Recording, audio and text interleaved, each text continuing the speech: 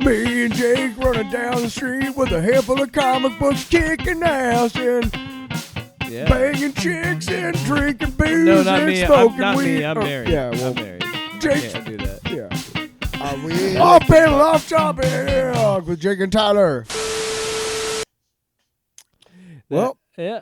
peek behind the curtain. Well, I was gonna say, Tyler, I got hit with one of the scariest emails I've ever seen. Okay. Like, I thought, like, it was. You were gonna die. You know what I thought? I thought that I would have to reconsider what we do on this show and really think about it. Shit. I was threatened by Warner Brothers. Why? Well, because last week, and we didn't talk about it on the show, but last week, Warner Brothers has said that they're going to start cracking down on HBO Max logins now. Okay. So that's what it was. They sent me an email to, like, maybe not even. I don't know if I got one of those. I should check. Well, you don't have anybody else using your account. I have other people using my account. Oh, well, fuck you, man. Lock me up, Warner Brothers. Hey, man. Hey, what do you think you're doing, man? Hey, you know, maybe you guys wouldn't be so strapped for cash if you didn't make dumb fuck decision after dumb fuck decision. That's not on me. But as it is in this stupid, dumb shit capitalistic society that we live in, I have to pay for your stupid mistakes. But that's what I'm saying. Maybe within days of reading that, they emailed me being like, hey, we know other people are using your account. If you want to do that, you got to get extra money. Oh, dude. So I was just like, wow, that's how dare you, Warner Brothers? Fucking fuck you, dude. No, but look, I get it. Fine. It's a business. You got to make money. But it just, again, makes me laugh. We're like, are you really that strapped for cash that, like, one or two other people use your service? Well, I think could also be our president's tariffs. Probably. Somehow. I think you're forgetting that that's going to be the norm from now on. Oh yeah. There's going to be a lot more threatening and aggression on the part of debt collectors. Yeah. On the part of I mean, look, what's happening right now in our country is what's about to happen all the way down. I don't know if you've noticed, but like a lot of car commercials have gone full fucking Trump. Like, we're the most patriotic car brand and we're free from tariffs. Like, are you fucking kidding me? Jason Aldean has a fucking Christian conservative fucking cell phone service. What the that he advertises. Does it only I call fucking Jesus? know. I fucking know, right? You're like, fuck you, you fucking piece of shit. Right? Fuck everything, dude. Let's move on. No, so I just think I'm just gonna lean back. You scared me a little bit. Well, I just wanted to kind of start the show and talk about that, where it is like, it wasn't a threatening email, but I just think it's funny that within days of not that, bodily harm, not yet. By the way, I'm Tyler. That's Jake. Could you imagine if Warner Brothers, like, if they had like Zaslav's SWAT team, just like break? You mean the ones that are ready to fucking pop him as soon as the fucking board says go? Yeah. It's like, you know. Yeah. Does anybody think he's going to last very long? I mean, even he probably doesn't. Oh, it's just another fucking cog in the fucking chain. Zaslav will be fine because he was actually with, he, despite his decisions to like destroy artistic projects and be, just ruin fun, he was smart enough to get James Gunn, and James Gunn already made him a lot of money with Superman, so that's going to save his graces to the board of directors or whatever. Even though that's so stupid, motherfuckers. But it's just so funny. It keeps showing how stupid they are. Because how many? I don't care. I'll harp on it for the umpteenth time on the 217 episodes of this fucking show. Yeah. I will say this: changing it from HBO Max to Max back to HBO Max shows you everything you need to know. And then the fact that they had to do something where they merged Discovery and Warner Brothers, another example of our FTC having no fucking reason to exist because everything's merged. Also, didn't they split up eventually? That's the thing. What? That's the thing. What? They also announced earlier this year. Do you think maybe Stop. They announced earlier this year that they're splitting it up again. That Discovery and Warner Brothers is going to be split. And it's like, could it be because you guys constantly make the wrong fucking choice? Could it possibly be that? Could it be that you so have to spare fucking me re-sign all of your First offices of all, twice a year, you first fucking of all, idiots? The only reason I currently have a subscription is because my son loves BattleBots. That's the only fucking reason I have HBO Max. And Peacemaker. Yeah. The DC shit is the only thing that's going to keep me around for HBO Max. Other than that, I could give a shit less. I got to see. Can that lead into the Longbox? Because that actually is a really great way. Hold on, let me whip this thing out. Wow. Because I say that like every my time. Longbox is Mickey 17. Shut up. And no, I didn't do the cue. No. Well, no, I'm saying it while I'm waiting for your fucking ass to figure this shit out. Yeah. Get it.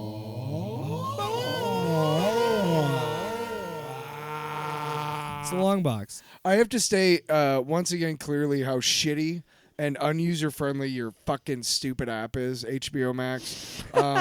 I got to the end Let's of just shit on Warner Brothers. I got to the end of Mickey 17. It was a really poignant ending, and the credits. Sometimes the credits are set up in such a way that it's like this is a nice afterglow thing. You just kind of sit there. You just want to sit there with the song before they start scrolling. You know, Right. they have like the the mid-credit stuff. yeah, directed by.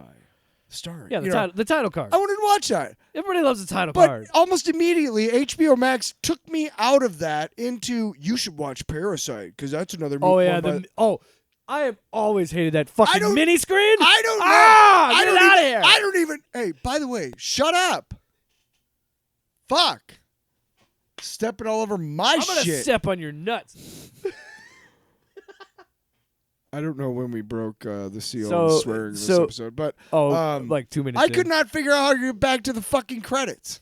I could not figure it out. Click on the Shut screen. The fuck up. I did all the arrow buttons. I'm just trying like, oh my god, I can't figure out like how to get to the fucking get back to the credits and open them up again and just watch the credits because it was a really good movie. And no, it didn't matter. I wasn't on the watch next. I was somewhere else, but I also wasn't on the mini screen with the credits. Does that, yeah. I don't know where I was. I pressed OK and it was like, you want to watch Parasite? I'm like, no, you fucking asshole. You know. So anyway, what did you Mickey 17? So I finally got around to it. I got home about 4 yesterday. I'm meaning to see that too. Yeah. And I've been meaning to watch it for a while, but to me, it's the length of the movie has warded me off, and I'm really, really disappointed in myself for not saying big fucking deal. You sit there and watch 4 fucking episodes of Homicide: Life on the Street, which is about 4.5 hours. How long is it? What? Mickey 17. Like 2.5 hours. Okay. It's long. It's almost like 3 or something. After I watched a half an hour of it, there was like still 2 hours left. Okay. So that's a pretty average length for a major motion picture. Well, it didn't feel long. Yeah. Okay. I smoke, so I get up to go outside and smoke at different points, and that was kind of a good place to stop.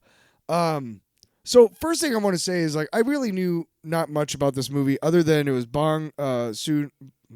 Gotta get it right. The guy who did Parasite. The guy who did Parasite, and Robert Pattinson was in it, but I didn't know who else would be in it. I knew Mark Ruffalo was doing like a. I thought I knew that he was in it, but I didn't really know Bong Joon-ho. But yeah, Steven Yeun is in it. And Naomi Aki, she was in Star Wars: Rise of Skywalker. She was on like the 8-legged horse when they. I don't remember much of that movie. I don't either. But she showed. Thanks, JJ. Yeah, you fuck. Better erase everything that fucking Ryan did. I like your snobby movie critic voice. It's fun. So anyway, Mickey. Yeah, and stop stepping all over my fucking. I'm trying to help. Box. Really. So all I knew about it was that Rob Pattinson, the filmmaker, I knew it was good, or I wanted to see it, that it was critically lauded, and that it was really long, and that it had to do with the guy who was being cloned and like trying to settle a place called Niflheim, on a separate planet. That's really all I knew about it. So I go into it, and I'm not going to give away a lot because it's important that I don't. But it opens with Robert Pattinson's character wiping snow off his face. And we all know Robert Pattinson. We've seen him in many movies. His natural voice is, pretty deep, right? Batman especially. I'm walking among the ruins. It's not high, right? you're sitting there watching this, and you're watching this character, and he's like, ugh. And then this voiceover starts, and it says Mickey 17, so you know it's this character, and he's like, I don't know exactly how I came to do this. And it's like, what the fuck is going on here, right? Yeah. But it immediately sucks you in. You're like, why is he talking like this? But then you realize that's the character.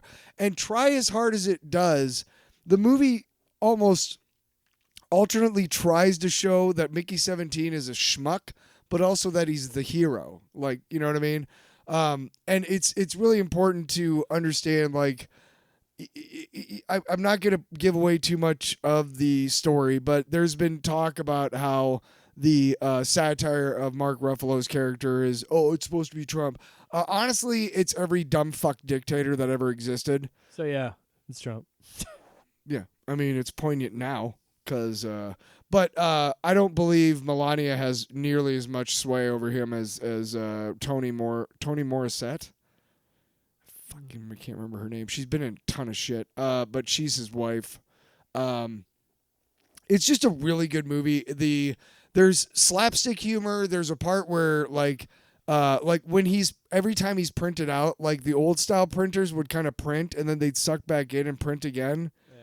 He does that, so he like comes out. He's obviously unconscious. I don't know how much fun filming these scenes was, but like he comes out of the printer and like it stops and then pulls him back in a little bit and then shoots him out again. And they usually have like a thing underneath, like a railway for him to slide onto. Yeah. There were a couple moments where they like the guy who's supposed to move it in place forgot because he's like playing a mobile game or something like that. And so he would just slide out of the thing and slap onto the floor like just dead weight. Like this dead body, well, this unconscious body, and there was something humorous about it, like almost. It's like it's the frog hitting the window and falling down and scooping him back up. Scooping. This is a Family Guy joke with like the dead frog. Well, I thought you said falling down. Yeah, you try to scoop it back up because I'm not gonna explain the joke. You don't know what I'm talking No, about. I love falling down, but I don't think I know the No, Family not Guy the joke. movie. Oh, There's a frog falling. There's a frog that dies, and he tries to throw it out the window, and it just like hits the wall and falls off, like dead weight. And I'm like, that's what I was imagining the way you were describing it. Yeah. But now that I hate that I explained the joke. I highly recommend this movie if you got time. And again, it doesn't feel like it, but you will say like, holy shit! Like I started it at 4, and I was done by almost 7. So you're like, oh wow. Yeah. But it's a based on a book. It's a great fucking movie. The ending, the themes that are talked about megalomania, people with absolute power, religious, overtones type shit, that sometimes accompany these dictators. The idea of soul, the idea of free will, the idea of self, the idea of equality between, levels of society, the idea of just because we can do a thing, should we? Type of thing. Yeah. But it's a great movie because it just starts off the first scene. I'll tell you about the first scene. It's not giving anything away. But he wipes and he's like, I don't know how whatever. And it's Steven Yeun, and he's like, Timo. And he's like, I don't know how I survived that or whatever. And Steven Yeun, his character's called Timo, and he's a pilot. So he sets his thing down, and he comes down into the crevasse, and he's about 20 feet above him, and he's like, oh, how did you not die from that? He's like, oh, yeah, I don't know. He's like, oh, your flamethrower is still good. I'm going to take this. But you understand if I just leave you, right? You'll get printed out tomorrow. And he's like, yeah, I guess so. And also, like, the line only goes as far. So, I can't really, yeah, that's fine. It's fine. Okay, cool. What's it like to die? And then he, like, leaves. And it's just like, it's the humor involved. There's humor, but it's sad because it's like, I mean, this guy is treating this other human like not a human. Yeah. Because to them he's not. Yeah. And also, like, but there's humor in, like, He's just a copy. There's humor in the way Yeah. Steven Yeun, I like him as an actor, but I didn't really know. And yes, I saw him in Walking Dead, blah, blah, blah. But He's I also didn't. Invincible. Yeah. He's the voice. I don't think I've seen him in anything other than that. And this is the first time I saw him in like extended action, and he kills this role. He's really good at it. He is such a smarmy little douchebag. You know what I mean? Kind of makes you wonder what his version of the Sentry would have been. Right. In Thunderbolts. But he's really good at what he does. I'd like to see him in more stuff, but he's good. Naomi Ackie is great. She plays this security guard who falls in love with Mickey 1 and ends up being his girlfriend throughout all the iterations, and it's kind of sweet. And then there's some other people in it that you might not know from like European actors and things like that, but all really good actors, all really excellent. The special effects were great. The themes. I read some reviews where they were like, well, it would have been better if the satire wasn't so heavy-handed. Honestly, like when you had horrible moments like him falling out of the fucking printer and it was done in such a way that it was kind of humorous, I can't tell you what to do about the satire, because honestly most of the satire was humorous.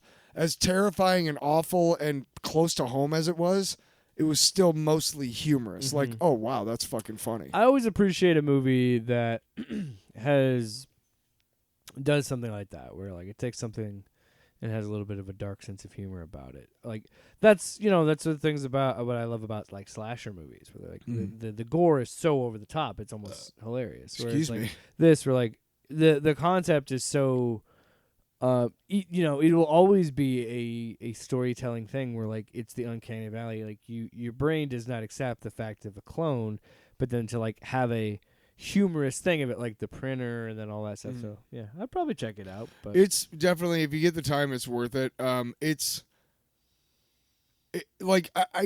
one of those movies you get to the end of it and you're like, I don't want to say something as I don't want to use hyperbole, like I was changed. But like, but I felt different about some things, you know. yeah. I for one was like, I can't wait to see Robert Pattinson in more shit because he's fucking awesome. He's just great. Mm-hmm. I've seen him in enough stuff to know he can play any role if he wants to, and I can't wait to see him in more shit. Bong Soon-ho was I've seen Parasite. I haven't seen The Host. But his stuff is really good too. It's just any director that can take subject matter that's so out there. That's my favorite kind of director, and make it human. You know, like this is ultimately a story about humanity and how we care for each other and how we can hurt each other. Yeah. So go see it. All right. It's time for your Longbox, man. So mine is one that I've done before, but it's been so long since repeat, huh? Wow. It's been so long since I played it, so a lot's changed. Because there was I was playing when it first came out. I was playing Warhammer 40K Space Marine 2, but I'm just gonna call it Space Marine 2 because it's a lot. So I played a lot when it came out back in last September, and then I hadn't played for a while. Played Marvel Rivals a lot and played a bunch of different things, and then I came back to it after I'm like, I don't really want to play Rivals anymore, but it's one of the few games I can play with my friends on PC, so I started picking up Space Marine 2 again, and then it's just funny how you like I think I mentioned it before, like I still am like very in the shallow waters of the Warhammer 40K lore. You're shallow all right, my man. But the thing that I love about Warhammer 40K, and I think what makes me kind of really appreciate, and I think we can kind of branch off this too and maybe have a bigger discussion about this. But when you think of fandom, right, and you think of franchises, and you think at some point something gets so big that there are just not going to be things that appeal to you, or there's going to be things that you just don't have the time or money to invest in. Like, I have no plans to go out and buy miniatures for Warhammer 40K and actually play a board game, but I can still enjoy the lore of 40K and play this video game. Like, this video game exists for someone that's interested in this because I think it's cool, and I joke because I have a son, but it's just like, it's a universal thing. Dudes think power armor looks cool. And if you put a dude with beefed up dude with power armor and a machine gun, it's going to look cool. Dude. And then you top it off where this game gives you customization options. So then I was Fucking like, forgot it, right? right, well, yeah. So Spend more time doing that in the fucking game. oh my God, I do that shit. I spend so much time in there because That's why I don't get started on the uniform like whatever on Madden, because it's like I'll just be there for hours. oh yeah. Oh, that fucking combo slaps. I do with the college football game. I make my own teams. End up with a fucking and it takes me so long. Packers colors. Because I'm like, what about chrome or matte or how do I Oh do this? man, they're flat. Same thing here. With this, What if it's a stripe in a stripe? Oh, what if it's a stripe in a dude, stripe that dude. tapers off? well, dude, it's Ugh. it's 100% the same thing with this. It's just power armor because like, so I started reading about this faction called the White Scars. I'm like, oh, they're cool. So I bought the DLC that gets the special pack that gets all the armor for that. White scars, huh? No, it's the Black Templars you have to worry about because they're like the yikesy, like almost Nazi-ish group. Oh wow, okay. There's some chuds have taken over that section of Warhammer. It sucks. But fuck them. But so I was like, okay, I'll pay the $10 or whatever. It's DLC or whatever. So it was just cool. But then from there I started like reading more of the lore and like seeing all the different, because what's cool about this game, when you get into these factions, they have like this is gonna get real nerdy. But like, so with Warhammer, you'll have a faction like the White Scars, but then you'll have successor groups, which are a part of the White Scars, but they're kind of their own thing. So like you'll have like the Storm Lords, you have the Storm Reapers, you've got Rampagers, you got all these different. It's so nerdy, but this is what I love about it. But Because like you said, the customization options and how this game works is I can't, like, console players don't play with PC players in PvP. So I can't play with my friends in PvP, but I can play with them like in co-op missions. And they also have like they have a siege mode, which is essentially just like a horde mode where you're just fighting waves of enemies, whatever. It's a really fucking fun mode. I enjoy it a lot. We have so much fun. But my point is, I was like, I'm gonna start playing this game more, so that I'm going through and doing this. But then I was just like, I love how nerdy it is, where it's like I can design to have this certain lightning bolt on my armor, on my kneecap, and then I can have this cool visor, and then I can make, like, it's so silly, right? It's fucking know exactly what you're talking it is literally dress up Barbie for dudes. yeah, and it's so much fun though. What do you?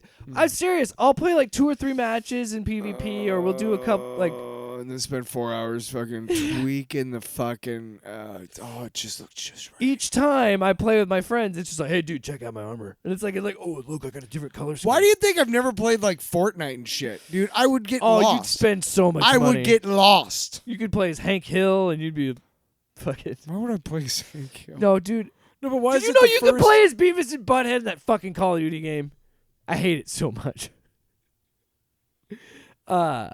Really? Yeah. What? No. It was cool when you could do them in NBA quick. Jam. Well, Crick, I will say, it feels strange to say, but I feel like Space Marine 2, when it first came out, and even more now, and I know in a couple weeks they're going to do an anniversary release because it's the 1-year anniversary. Ooh. But the fact that there's a little bit of, but what I love about this game is there's a little bit of something for everybody. There is the single player campaign that's pretty lengthy you could play through. The PvP is great, so if you have somebody and it's cross-platform, so you can play with your friends on Xbox and PC. You can only play PlayStation and Xbox and PvP because of auto. Well, that's ridiculous. Well, because PC players would have an advantage. Oh, whatever. No, they would because of sensitivity. But Wow. the mouse versus a controller. Rattle up. No, again, that's what I love about Warhammer, and I kind of want to segue a little bit into a broader topic of like, well, no, what makes what I love about it is the fact that I can play this game and just enjoy this game and then read up on the lore and never fucking play a actual board game of Warhammer. Never spend a fortune on miniatures. Start off as a board game? Yeah, because believe you me, I would lose a fortune buying those fucking miniatures and painting them. I would. By the way, I just want to say this. When I was like a young kid, like 9, 10 years old, that's how long this has been around, at least. Because my brother, those were some of the first little metal miniatures, little pewter miniatures that we bought to paint. Yeah. Because they were in abundance. And they had like big packs of like, here's like 18 Marines. Yeah, now you'd be lucky to get that because they're fucking expensive. Should have saved them. Yeah, it'd be real fucking priceless right now, don't you think? But no, yeah, I'm excited to play the anniversary update. Jesus, sorry, but I was gonna wrap that. But no, it kind of makes me think of other things. So like that, like I can enjoy that, read up on the lore, and never have to play the board game, and maybe never read a book or any of the comics or anything like that. And then it makes I'm never gonna read a fucking book. But that's what makes me think. Like, isn't that what kind of I think what we've really? First of all, we've really lost that across all fandoms because we let fucking right wing chuds invade the space. Because it kind of just makes like playing that game makes me think of the fact of like, oh yeah, that's kind of the fun of when something gets so big that I'm probably never going to watch those anime Star Wars shows, but I'm glad they exist for someone else. You know what I mean?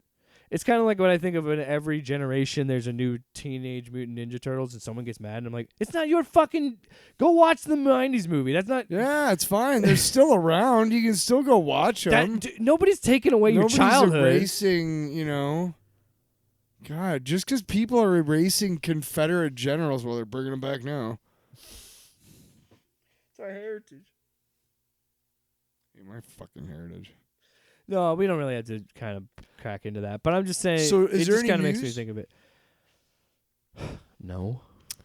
I did see that King of the Hill's new season on Hulu had I think it said 4. I'll probably check that out. 4.4 mil. I guess the streams name the actress who first did Bobby Hill is back to do Bobby Hill as an adult.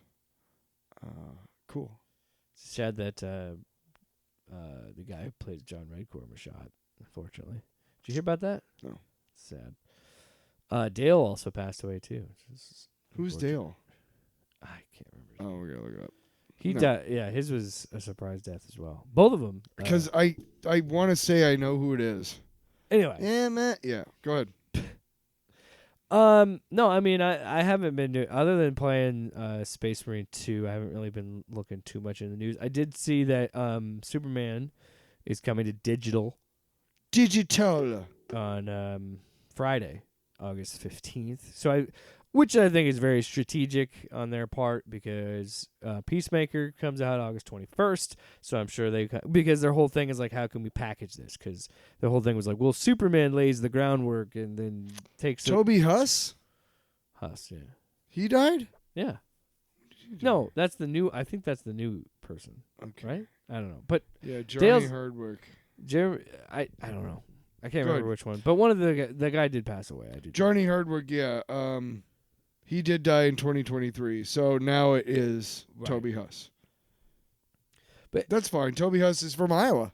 I didn't know that. Yeah, he's fucking dope as fuck. You're dope as fuck. Did you ever watch The League where he was the drug dealer who showed up at the house? No. Okay, go ahead.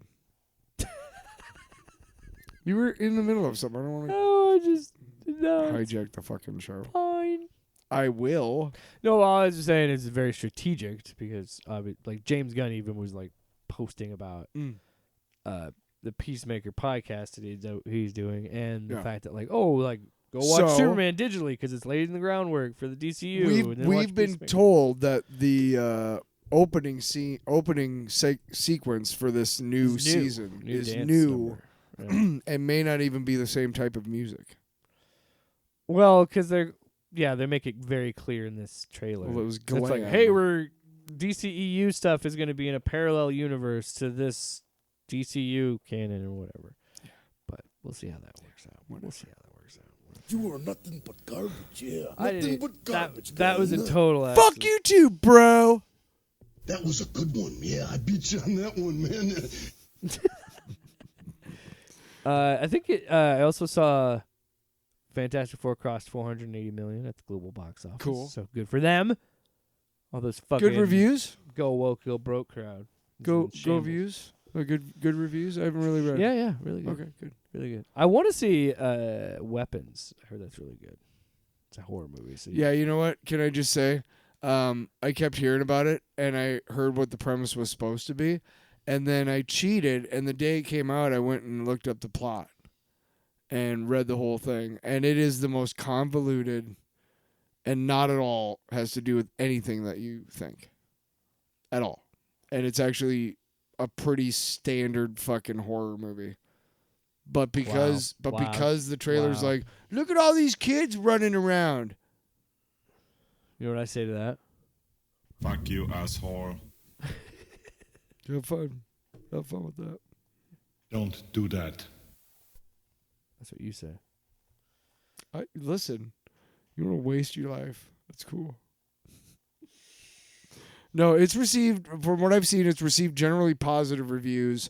But again, I read through the plot, and of course I'm not watching it. And Tyler's over here being like, Ew, fuck you. I'm reading the plot, and I'm just like, how is any of this supposed to be scary, and how does any of this pertain to this in the trailer that got everybody all jazzed up? It's a horror movie like we've never seen before. Actually, it's like every horror movie you've ever seen before. Come on, don't bullshit me. Sorry, bro. I cannot tell it all. you cannot. Are they every? Yeah. Well- I did see that Alan. I also saw Alan Cumming posted a picture or a video of him like being captured for Doomsday because he's gonna be Nightcrawler in that. Oh yeah. I saw something today where Alan Tudyk, who was the motion capture, I saw the the podcast. iRobot. I saw the clip of that. So there was that fucking so sucks. is it Jim Cummings who does Winnie the Pooh? His voice. I think that's his name. Yeah.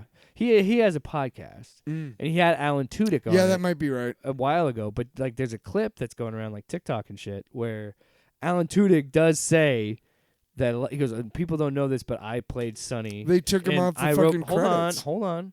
Let me fucking get there, man. I was getting to that. You cut me off at the knees. You're still fine. Keep going. Telling a story. Keep going. You're fucking So he fine. tells him in that interview, he goes, yeah, a lot of people don't know that I was Sonny in that movie I didn't. because he tested so well with test audiences. He even tested higher than Will Smith. And as if you didn't already know, Will Smith had a fragile fucking ego from No. his very public tantrum he threw at the Oscars a few years ago. Like, that shows you everything you need to know because he's not in the advertising or anything like that. And they pretty much like stripped him of it because he was just that good. It's like Alan Tudyk is just really good at being a robot. All right. Alan Tudyk is good at everything. He is, but he is especially like carved out a weird niche where he does robot voices. He was K2SO and he fucking ruled. He was the robot number 4 in Superman. That was almost the best thing about Andor, the fourth cycle. His Clayface and Harley Quinn is amazing, and Joker's pretty good too. Yeah, he does a shitload of voices, which are all very good. I'm sure. I just don't really watch. Tyler, the shows. What? Is it time to take a break? no, Come on. God damn it, stop! I was gonna get to that. You make it. You always do this. I was gonna do. You are a broadcaster. You should know. I was gonna tease. This is exactly why I'm such a sloppy bitch over here. It's because everywhere else I got to be on point and be on time. Stick around. Welcome back, everybody. We're gonna be talking about some books. Do We we got have two the book? right in front of you. No, do we have the book? The Bible. No. Oh, you mean the drops for the comic Yeah. books? Oh yeah, Yeah. You're right. While he's getting the book drop, we have one DC and one Marvel this week, and they're both collections. Hold on. So no single issues this week. Yeah, both are trades. Mm-hmm. Mm-hmm. Mm-hmm. And what are they? Oh no, not that. What are they? I can. Oh, fucking son of a bitch! God damn it! Get disconnected. There it is. No. Well, we did drive away. I could write a book about what you don't know. Yeah, so we got some comic books. Which one do you want to go first? So DC continues to just fuck Alan Moore in the butthole all the time. And it wasn't enough that every time his contract came up that they would just do a anniversary printing of Watchmen. What was it, 2000 what? 12, I think. 2012, 20, DC 2012, 2013, decided to go whole hog and said, fuck you, dude. We're not just reprinting your original work. We're going to butcher it with a series of ill-advised and ill-timed and poorly, well, pretty well received, actually. Why are you doing this when I wanted to talk about this? I'm just kidding. No, but that's how it was perceived by a lot of comic book purists, and I get it. I totally get it. And if I'm Alan Moore, I'm like, I'll read before Watchmen, fucking, I'll eat broken glass before I read before Watchmen. You know what I mean? I get it. So a few weeks ago, Yeah. you brought this series up. We're particularly talking about Before Watchmen, Minutemen, which was written and drawn by Darwyn Cooke. And and like I said when we talked about it then, and I still stand by that, I'm not like 100% a Watchmen purist. I enjoyed Zack Snyder's movie. Snack Snyder. Snack Snyder. Snack I mean, Snyder, he is snack He is a snack. Snack. He's Actually pretty beautiful. He's a good looking dude. Yeah, Zack Snyder, won't you? I meant to say he's in good shape, but regardless, I liked his movie. I liked the HBO show. And I even liked the weird, unnecessary animated adaptations that came out in the last year. I mean, kind of like those. They were written by J. Michael Straczynski. Yeah, I was like, why are we doing an animated? Because it's another way to fuck Alan Moore. Yeah, basically. It really is. Nobody's getting fucked here but me, and I don't like it. It's I don't like it at all. Anyway, here's my books about octopuses and like fucking Lovecraft. So you would graphic novels are silly. Anyway, you got Before Watchmen, which is a double thing of Minutemen and Silk Spectre, were two of the series. I did not. Yeah, and I did not read Silk Spectre because you fucking waxed poetic about Minutemen. So I was like, I'll put my money where my mouth is. I'll read them. Silk Spectre is really good, you butthole. I don't care. No, I don't mean that in a way to disparage the artists or the people that worked on the book. I'm just saying that, like, I told myself I'd at the very least read Minutemen, and then if I had time, I maybe would check out the Silk Spectre one. So and when we talked about it the last time, when you were saying how good it is, like I have no doubts it's a good book, and I texted you today after I finished reading it, and I said we're probably still gonna have the same opinions, differing opinions. And I want to be clear, I'm not in any way saying that the Minutemen book is bad.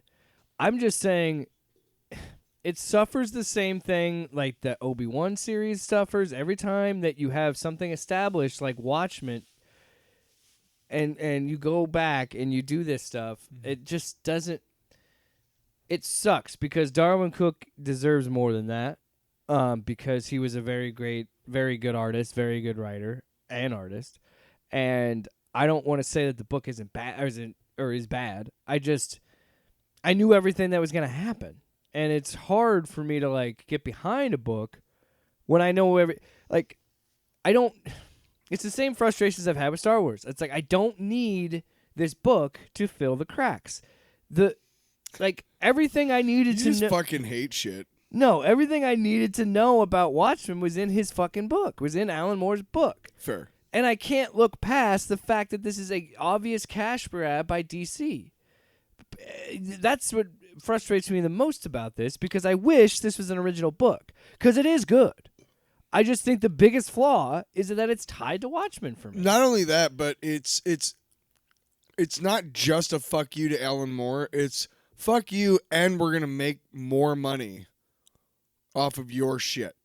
Like, we're just going to pony off of your shit and make a bunch of money for ourselves. And then they did the whole Doomsday Clock shit after that. And and look, I guarantee you, he didn't see a fucking dime of any of this No. shit, dude. And that's where it frustrates me because I agree with you. It's not a bad book. It's a really good book. It's just Necessary? No. all right. Okay. So for starters, I liked.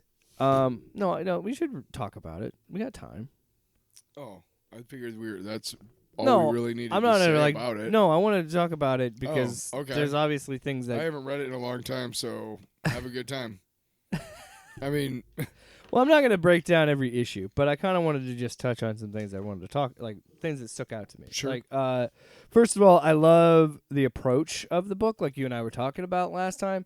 The fact that it is told from the perspective of Hollis Mason, with him preparing to write. what did under I the say hood. that it fleshed out beneath the hood? Under the hood. Yeah. The book, yeah. And it's pretty much the whole thing. Like what's happening in 1962 is he's about to release this book, and he's going around to all the Minutemen, his former colleagues, Yeah. and just showing them the book, having them read it because he's like, I'm gonna lay bare everything that we did. And of course, everybody has some sort of protest to what he's writing in some way. But some of the things that I found, so like how. I will give him credit. Like there are some things that he does in this book that I really love. Like I think it's the second issue. They deal with the comedian's attempted sexual assault of Silk Spectre. Mm-hmm. And while that's happening, there is a but they deal with this in a way where like they're dealing with this serious thing, but Hollis talks about the innocence of what he thought he was doing and like how like the cheesiness of like, here are these great patriots, the Minutemen, while they're all deciding on a vote to kick the comedian out for that. And it's just like, wow. And there's there's some things he does really well in this, like this moment in particular where he comedian fights Hooded Justice, or later when Dollar Bill is in the limousine with Hollis Mason, and he's extremely bigoted because of the time, but he's still bigoted towards Hooded Justice in Metropolis because they get outed by comedian that they're a gay couple. I mean, they all kind of knew, but it'd been kind of out there now. And then, of course, Silhouette's also a lesbian, and like, there's just, I think I really enjoyed her subplot and his subplot. Like the whole thing with her and him, I think are the best parts about this book. And when and again, I would have much liked that being its own thing and not being tied to this, because for me, where the book starts to go like, for me, and this is why you like it and why I dislike it, I think, is we deal with things from Watchmen directly, and we're just kind of like that scene, like that I thought was interesting and handled well. But then I never liked Sally and Eddie being a thing and that whole twist. I mean, it's a good twist in the book, but you're not meant to, I don't know. I feel like this book kind of makes it portray like I don't know. It's just hard for me to understand how Sally could fall in love with Eddie after what he did to her. I just don't understand that. And I don't even understand it in the book in Watchmen, and let alone in this. But I guess we're not meant to understand because people are complicated. Did you watch? Yes. Did you see the movie before you read the book? Watchmen? Yeah. I think I did see the movie, but I immediately read the book afterwards. Right, but I did see the movie first. I think there is. I don't know that has anything to do with it because I read the book a while before the movie came out. Right. I don't know that has anything to do with the fact that we're not disagreeing vehemently. We're slightly disagreeing that we both agree it's a good book. We both agree that it was unnecessary. We both agree that fucking Alan Moore is not cool, DC. We agree on all three of those things. Romantically involved with Alan Moore. I'm okay with it existing, and I think, Jake, you're more like, hey, we shouldn't be doing this, and even if we can. And I understand your and I get the even if I don't agree with it. And I understand the people that were attached because they got a lot of DC got their like best talent to do these. Oh books. yeah. And I get Amanda Connor, and Darwyn Cooke. and I understand if I were writing at that time, I probably would do this. If I were someone in a position where DC approached me to do a before watching book, I don't know if I would say no because it would be a cool opportunity to have my iteration on that character. Wouldn't you? So I'm not taking away from the Right. people that did it. You know what I mean? If somebody asked you to write like a prequel to A New Hope, Like a you book, love Star Wars, right? book, movie, TV series, would you be like, no, it shouldn't be a thing, Right. and turn down that opportunity? No. There you go. Well, that's what I'm saying. Like I don't disagree with the people that worked on it. And, oh well, and how noble. I just think that it's frustrating because I agree Sorry, that it is you're a in the well structured, well written book. It's just, and you know, it's just the nature of the game. Do you remember Lethal Weapon with the TV show? Yeah. Okay, now that was actually a pretty good TV show, but it sucked because it was Lethal Weapon. There's only it was 4 movies. Riggs and Murtaugh. Yeah. You know what I mean? And the thing was about the show is that it wasn't like it was a reboot instead of like a sequel, if you will. I thought, So- yeah, it was like retelling the so first movie. And Basically, then over second the course movie, of and a then- season, yeah. But the thing was, is like if you watched it, you were like, "Oh, this show is good," but then you're like, "Oh, it's Riggs, or it's supposed to be Mel Gibson." You know what I mean? Oh, they're literally just doing the movie, it was just fucking. but a little bit more modernized. Let's get to the one that Doctor Strange, Doctor Fall Strange, Sunrise, Fall Sunrise, written and drawn by Trad Moore, Trad, and colored, colored by his Heather wife, I Moore, believe, or his so. partner. I don't know if they're married or not. Heather Moore, maybe it's his sister. I don't know the relation. Guest artist Jensen Eckwall in number 2. Okay. So this is a giant size comic. So I got Silver Surfer Black, and that was Trad Moore. And Amazon recommended to me. Yeah, I was just like, oh, you like this you like Trad Moore? artist? Well, here's, yeah. You like Marvel? You like Trad Moore? Well, here's Doctor Strange Falls. And here's the fucked up thing: is I gotcha. saw the issues at Jay's, and I was like, this looks kind of interesting. But I've never been a big Doctor Strange guy. Yeah, I've never really read his books either. Whatever, dude. I don't give a shit. You know. What I'm I mean? look. I've never been. I one, appreciate the character. You and I've never been like deep into the magic side of either DC or Marvel. We both mostly. I been know enough superhero about the guys. lore to Yeah. get into trouble. You know what I mean? Get into trouble. Well, basically, like I know how to get. I know into enough to have a conversation. I know how to get into an argument with somebody who's like a diehard Doctor Strange fan and make them be like, "Fuck you." You want to see a real fight that I experienced? Not a fight, like a real argument is that I wrong had with at you, a no, for real, serious argument that happened at a comic book shop once. happened? My friend and I were like, I think it was my friend who started the shit, but he was just like, "Here's the thing, man. What's stronger, vibranium or adamantium?" And that was all it took. And we had a long discussion on Captain America's shield versus Wolverine's claws. And let me ask you, Blah, and you know what? blah. The best part is this argument was just the fun of comics because, you know, it's all made up. Who cares? It's all made up. But that's the fun of it. So, Anyway, Trad Moore, So they offered it to me, and this thing is a Treasury edition. $29.99. You got Yeah, I believe it is called a Treasury edition. Like Yeah. what is it? That's what it said when I opened it. I think it was like On the oversized pages of a Treasury Treasury edition. Yeah. So, by the way, $29.99, and they were offering it on Amazon for $14. I know it's probably not. You'd have. To, I didn't know it was oversized. I kind of fucked with me because I read this first and then Minutemen, so that's like normal. I was like, my eyes. Yeah. I know it wouldn't be great for shelves. Like you'd have to get big shelves, but I wish every comic could be this big because I something you get like, to see the beauty of the or intricacies. I'm gonna start like I already like this inspired me to be like I'm gonna buy trades that I like, and then what I'll do is get like giant size ones and like take the pages out and put them on the wall and stuff, or make something with them. I would say this about Fall Sunrise. If you don't know much about Doctor Strange, you don't have to know much about Doctor Strange. No, this is a very self-contained story. It's only 4 issues. This is a great way to get into it. Again, I basically got it for less than half off. So I'm like, and I didn't know it was oversized, but when I got it, I was like, oh, cool. because Yeah. I like his art. So it was like, this is kind of a neat little extra treat. But I want to get a giant size of. I think it's a great introduction to Doctor Strange and his kind of world and his kind of the way that his comic book is, because we've seen So- Benedict Cumberbatch, but that's the movie version. The whole plot of this is a god.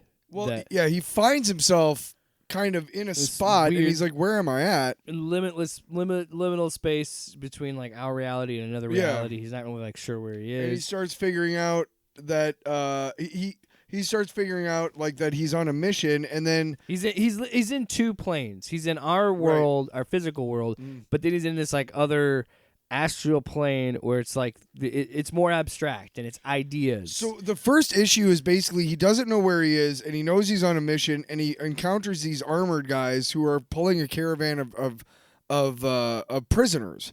And he tries to fight them off, and they subdue him, and they take him, and they say, "We're going to go back to Sankt Nistos." And you're like, okay, what the hell? And the second issue is all about what his mission is. And it shows basically what he was doing right before he came into issue 1.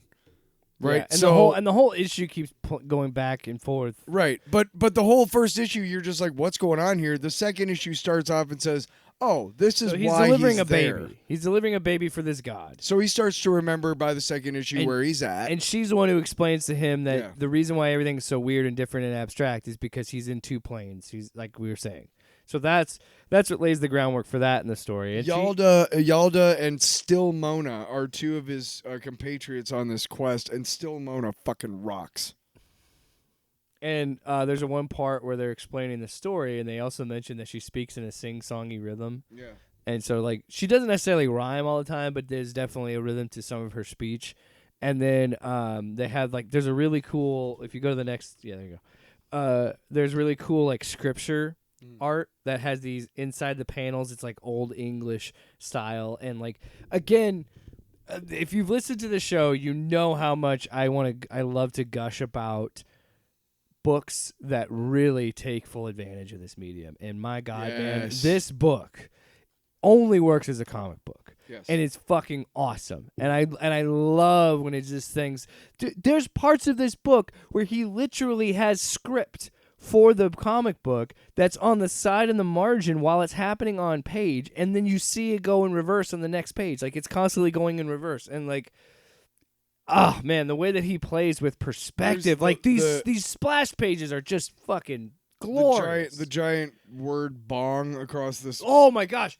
It's just a toll of a bell. Hey, we talk about panels. I love, and I'll talk about it when we eventually do a power bomb. I'm a sucker for cool ass onomatopoeias. The first issue, like you're talking about, when he's following the bongs, and every time it's just bong, and there's like that green and yellow, and it feels like it's vibrating on the page. Like every panel of this book has life. You know what I mean? It's just a fucking amazing piece of art. And the story itself, I told you, I didn't expect, because I love how I had no idea what it was about. disorienting this book is. And I told you I had to stop for a second because I was getting existential about my own life. Like, whoa, because it's talking about life and death and rebirth and all these other elements. And what struck me is like the sequence that made me really fucking enjoy this book. Even like, first of all, I was sitting there reading it and like kind of just enjoying the journey. But towards the end, they have to go through this thing called the body engine. Where they Yes. essentially have to go through another god to get to the other side to reach this baby, to birth the baby. Right. And Well, they're being taken there by like, and so they have this Still whole Mona plan. has a confession to him, like, I'm one of these gods, and she kind of just lays everything bare to him, and then she like pretty much expects him to, she's just like, you have to die and just give up, and it ends here. And Like a moment like this where like he's got like his third eye open, he's got 3 sets of Yeah, eyes, and they're yeah, all yeah. looking different ways. and then it cuts to the script and the margins, and yeah. it's going backwards by page number, and like it's just fucking crazy. But It's insane. there's a part at the end where it really makes you want to like the big heroic moment that makes you cheer for Doctor Strange Yeah. is, I think, pertinent to this time of our lives too, where it's like, despite everything that's happening to him, where she says just give up and stop, and he goes, I will never give up on humanity. and he like fights it, like that was the moment I was like, God, this book's awesome. Yeah. And the ending is great too, where he Pooped out. there's a cool sequence when they all have to be tethered together to stay in the plane. So they have to, and he like has to like literally fight all the way to the bottom just to touch the ground so he could save everybody. Yeah. And he's like, my will be done, and he just like touches the floor, and like it's just there's so many interesting, cool, abstract ideas in this book that I agree, dude. As someone who doesn't really read Doctor Strange, it was just really cool to kind of just jump into this and just be like, what the fuck am I reading? Yeah. So they get through the body machine. Issue 3 opens up, and it's a really cool retelling of his origin. It's a couple pages. The way he shows like his hands. Oh, the scene when I love the scene when he's laying in bed and it shows all the different things. Like it's like a all mirror the dimension that yep. shows all of him, and like it's cool. Yeah, and it's just so they're fighting the the body machine, and I don't want to give too much away, honestly. Like we're reviewing a book. You go ahead. Why are you doing this? I'm not. You always listen. You go ahead and continue. I'm saying, like, to me, I'm okay saying, hey, buy the book and read the rest. It's gorgeous. There's not. You gotta spoil it. I don't want to spoil it. Why? You spoil movies. What's the point? The point is that this book is a lot more than I ever expected. It is actually really life-affirming and actually really positive. The story underneath the surface is very much a story about... You can continue. I'm going. Yeah. Finish your thing. I was listening. But we can continue... It's a very good story. And again, I don't really know Doctor Strange that well, but I would like to like Doctor Strange. I would like to know. You know what I mean? There's just not that much. Him. Well, there's not that much out there, you know. So when you get something like this, which is kind of just a surprise, because again, I was getting Silver Surfer Black, which is drawn by Trad Moore. It's just kind of like, oh, this is really, really excellent, and I'm really glad that I was able to watch it or to read it. The thing I was explaining, the thing that I was referring to, I need no destination beyond death, just this life. I want beauty. I want to love and be loved. Is that not universal? Here and now may we simply exist. All these gods and kingdoms upon earth and plenoma, and on infinite worlds across every universe, steeples and salvations, altars and nations, saviors and symbols and sacraments. I don't want any of you. Please leave my heart and mouth. I accept what you are, and I let you go. You've hurt too much. And then he basically says, but to destroy my faith in humanity and myself and my own love and will, no, nothing will destroy the healers we choose to be. What a fucking book, man. Love that shit. That was the other like, thing God too, dang. like there's so much more to he's delivering a baby. Like there's so much more to it. Oh yeah. And I don't think we could give justice to. It's a book about breaking cycles. It's a book, yes, and it's a book about and changing generational trauma, and not necessarily second chances too. Yeah, generational things and traditions and breaking. Yeah. Yes. Like This instead of like, oh god, the sequence when they make her see the third eye. Oh my god. Such a book, man. It's such a book. Such a book. Good book. Goodness. Let's wrap it up. Go read that book. Go read before watching. Go read that book to me. If you want to keep screwing me over, Alan Moore, then maybe you might want to buy before Watchmen. Listen. You don't. Have you heard interviews? This is how he says. Hello. It's more. I guess it's more like this. Well, wait. I don't. I'll pay it off job here with Jake and Tyler.